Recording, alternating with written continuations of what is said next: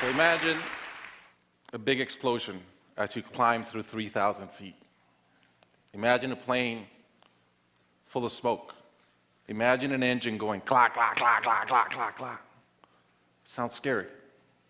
Well, I had a unique seat that day. I was sitting in 1D. I was the only one who could talk to the flight attendants. So I looked at them right away, and they said, no problem. We probably hit some birds. The pilot had already turned the plane around, and we weren't that far. You could see Manhattan. 2 minutes later, 3 things happen at the same time. The pilot lines up the plane with the Hudson River.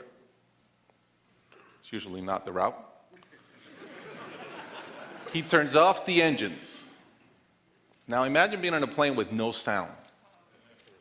And then he says 3 words, as unemotional 3 words as I've ever heard. He says, brace for impact. I didn't have to talk to the flight attendant anymore. I could see in her eyes, it was terror. Life was over. And I want to share with you 3 things I learned about myself that day. I learned that it all changes in an instant. We have this bucket list, we have these things we want to do in life, and I thought about all the people I wanted to reach out that I didn't, all the fences I wanted to mend, all the experiences I wanted to have and I never did. As I thought about that, later on I came up with a saying, which is, I collect bad wines.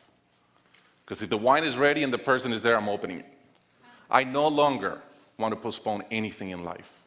And that urgency, that purpose, has really changed my life. The second thing I learned that day, and this is as we clear the George Washington Bridge, which was by not a lot, I thought about, wow, I really feel one real regret. I've lived a good life. In my own humanity and mistakes, I've tried to get better at everything I've tried.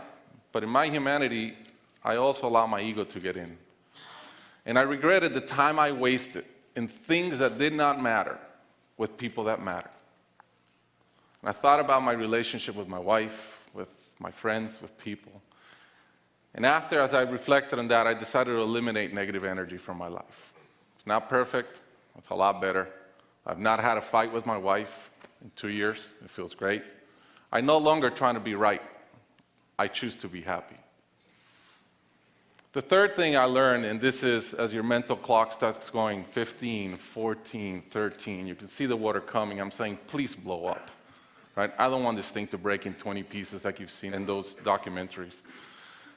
And as we're coming down, I had a sense of, wow, dying is not scary.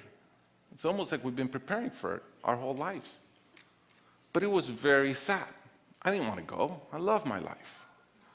And that sadness really framed in one thought, which is, I only wish for one thing. I only wish I could see my kids grow up.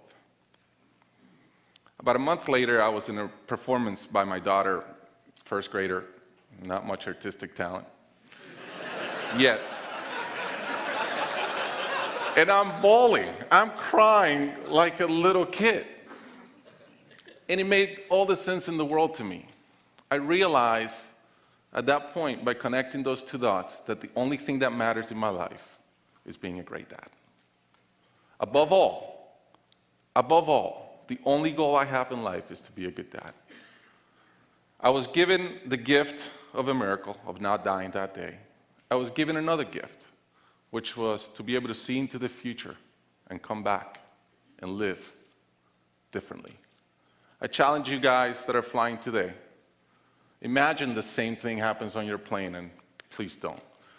But imagine, and how would you change? What would you get done that you're waiting to get done because you think you'll be here forever? How would you change your relationships and the negative energy in them? And more than anything, are you being the best parent you can? Thank you.